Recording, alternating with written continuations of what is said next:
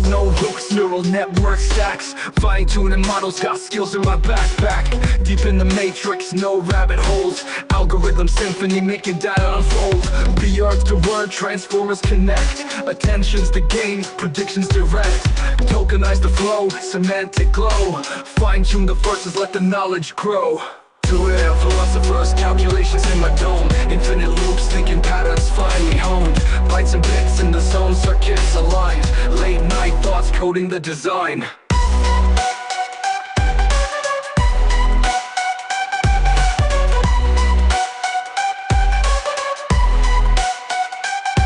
Call function assembly, parameters aligned. Data strings flow, caffeinated grind. Stack those layers, model architecture pride. Optimization kingdom, let the metrics guide. Metrics we measure, BLEURT to the core. Precision and recall never ignored. BERTScore alignment, similarity trace. Cosine connections in the data chase. To air philosophers, thoughts sparking light. Binary wisdom, painting in the night. Analog dreams, calculations refined. In the midnight hour, machine learning designed. Hello. This is a new way for starting the videos. I start with the AI generated music that is related to our topic of the day. Today I use Suno and it's pretty good, I would say. So today we are going to talk about first methods and tools for efficient training on a single GPU. Then call function I recently learned it's used a lot. And then we move to BERT, and then BERTScore, and then a quick demo. And also I will mention BLEURT quickly. Okay, so let's start with what I promised last time, methods and tools for efficient training on a single GPU. I tried to make it really quick because I think you should go over this page yourself. But basically, there are multiple things that we can do to optimize memory or training speed, and the first one is batch size. So if we increase the batch size, we will use more memory, of course, but the training speed would be much faster. So there are two ways to do that. One is increasing the per device trained batch size.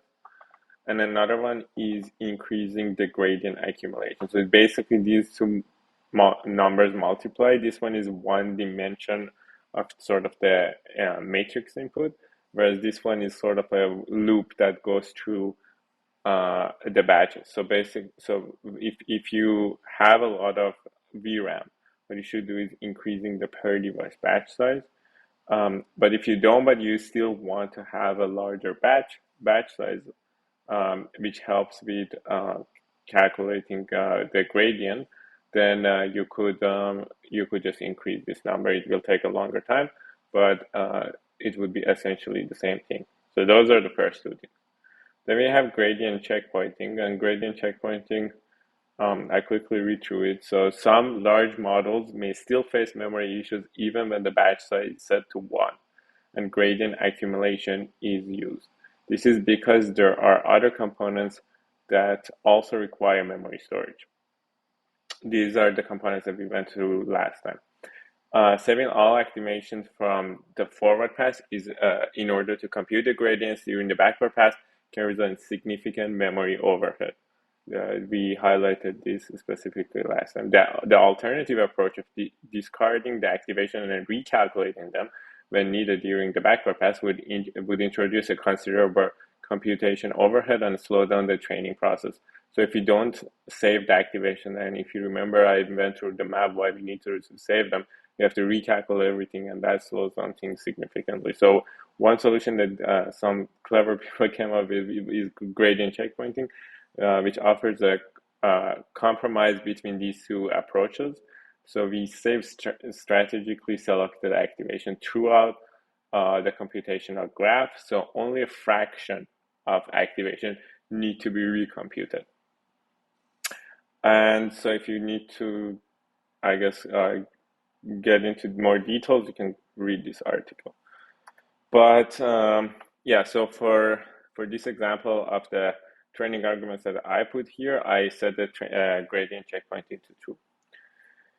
And then we have a mixed precision training. So if you remember last time I said, if you use mixed precision training, we will use more memory. And it's interesting to see that here they said main B. So apparently for smaller batch sizes, or sorry, for a small model, large batch sizes, if we use mixed precision, actually we save up some money, some memory. But when we use large models, then we actually use more memory, and this goes to show that how it's a little bit complex how this mixed precision training works. Um, and maybe I oversimplified it last time by saying that, oh, like we need both, at some points, we need both float 16 and float 32, and together they add up to 6 bytes per parameter. So, but yeah, for larger models, it does increase the memory. Then we have torch empty cache steps, which basically um, you can read through it, but basically we just empty the cache. That's it. And then there are multiple optimizer choices. The one that I use here is Adam 8-bit, and I think we maybe quickly went over it last time as well. But yeah, so here you can see that. I'm using a page Adam W8-bit. And then there are other uh, techniques that you can use. One is data preloading. This one's interesting as well, so maybe I can read this as well. So basically, for great training speed, we want to feed GPU at the maximum speed, but by default, everything happens in the main process, and so sometimes reading the data from disk is not fast enough. So we're not utilizing the the maximum speed and maximum bandwidth that we have, and it could be a bottleneck. So if we preload the data into CPU, we can in the pin memory on CPU, we can get some faster train. So that's that. Definitely read through this, pretty interesting stuff, and that's what I promised last time. But let's get into this week's material. So I start with the call function. I'm sure many of you have already seen this, but essentially, um, sometimes we use the class as if it was a function, and I've seen it in many codes, but I've never written it myself. So this time I was like, okay, so maybe there are others out there that are wondering if they see a class name and a parenthesis in front of them as if we were calling that function, and it is because there is this method call that you can override. It's a built-in method, and yeah, so you can read more on it. But basically, this is a simple example that the 2 a.m. Philosophers class we are instantiating it, and then we sort of call it as if it was a function. And so if I pass a string, it goes awesome goes as the adjective, and we print 2 a.m. Philosophers is awesome. And yeah, so that's one thing. That the other thing I have in this folder is decorated, that you can check out the first video of these series. So yeah, that's the call function. So now maybe we can move on to the next topic, which is BERT. It's I believe last time I also mentioned BERT. So very quickly, it's a bidirectional encoder representation from transformers. It came out in 2019 by Google AI language.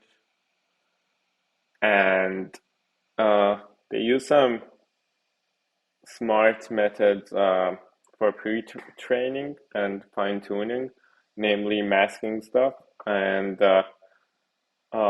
yeah, I encourage you to read, but the interesting part that I wanted to highlight is here that we have the positional embedding, the segment embedding, and the segment embedding is basically if you have, let's say, two sentences, my dog is cute, and the second sentence is he likes playing.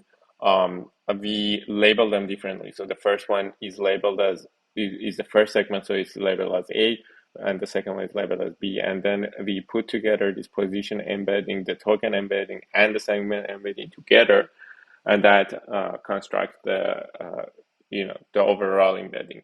And then we have this CLS token, and that's sort of the prediction. It's like all of these previous embeddings together, and in many classification tasks, we then run the softmax on the CLS uh, token, the embedding representation, and yeah, and we take the, I guess, highest number among those probabilities. And this will, I guess, this is important to note that we add this position embedding and it becomes more clear in another example that I'm going to show later in this video. But what I really want to highlight is that in NLP right now, there are not that many good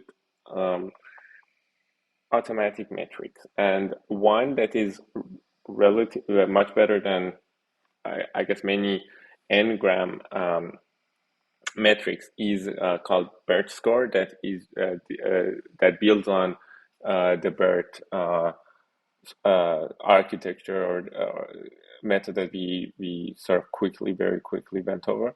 And the way that it works is that first you embed the reference and candidate sentence. So let's say we want to see our generation, how well is our generation task is performing. So let's say I have a model that is generating this candidate X, that says it is freezing today, and my reference is the weather is cold today. So these two sentences are very close. They're basically saying the same thing, right?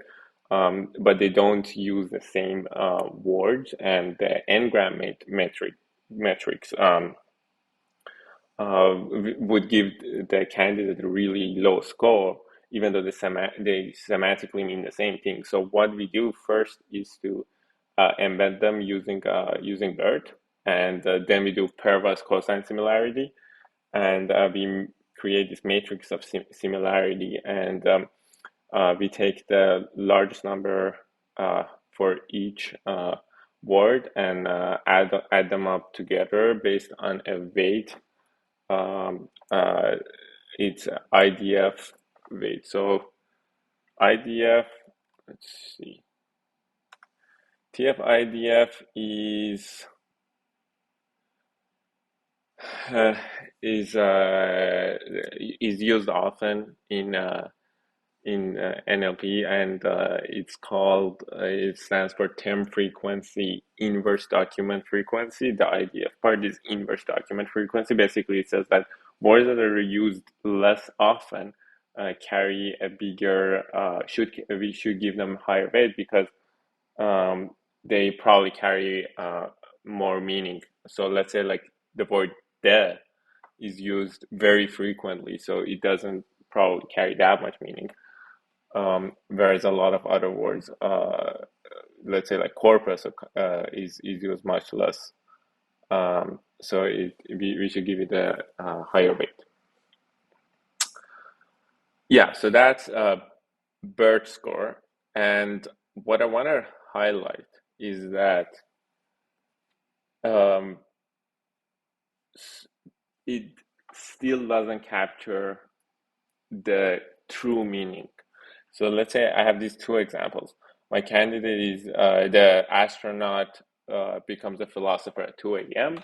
And my reference is the philosopher becomes a astronaut at 2 a.m. And I intentionally wrote this A, and it's because if you remember from this matrix of similarity, all of these, so like all of the words are exactly the same in these two.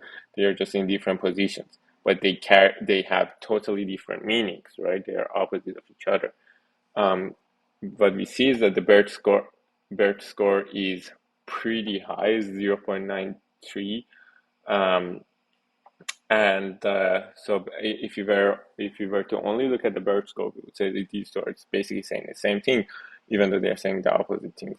And the reason that we are not getting a 1 because every single word is repeated in these two, right? So like the cosine similarity, the maximum cosine similarity would be exactly the 1. So in this matrix, we will have 1 in every row. We would have gotten 1 if we didn't have these positional embedding. But because of this positional embedding, when I move one word into another position, now its encoding is different. But still, we see that we get a high score. And another score that is also often used with BLEURT, and it basically like we can think of it as a function that given an input x and prediction input x and reference input x prime, it tries to give you a score. And the way that it works is again the x and x prime. We first tokenize x, so we have tokens x1 to xr. We use BERT to generate the encodings. We do the same thing for the reference tokens, and then they trained a model to, given these two prediction tokens and reference tokens, give a score. And again, so you might see that 0.83. It's a pretty high score. My point being, you cannot really, especially for BLEURT, you cannot just look at the score and say, okay, this is a good reference. You have to use these in comparison with each other. So, for instance, I saw that the Google research GitHub, they put out this really nice note that I encourage everyone to read, that basically said that you cannot, BLEURT is not calibrated. You have to use it as a comparison. But if you were to get like an intuitive sense, they said that scores below negative 0.26 are bottom 25% on the data set that they use, and above 0.4 are top 25%. So if you were to see, intuitive, like there's no real intuitive sense.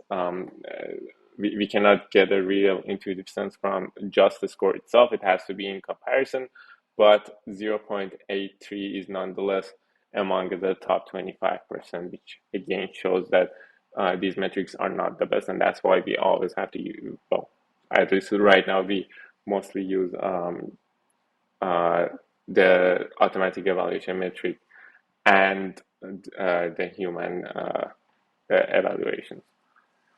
I think that's all I had to say. So yeah, we went over the training on one GPU techniques, the call function BERT, BERTScore, and BLEURT. So maybe we can end the video with another one of these awesome musics.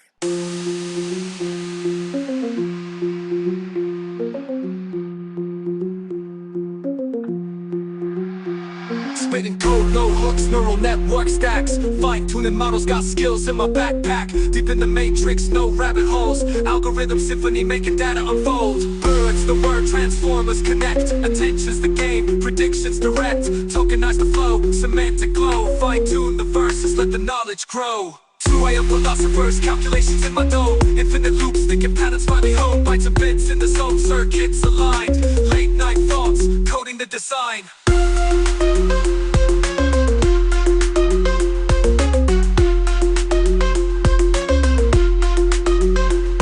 Call function assembly, parameters align. Data streams flow, caffeinated grind. Stack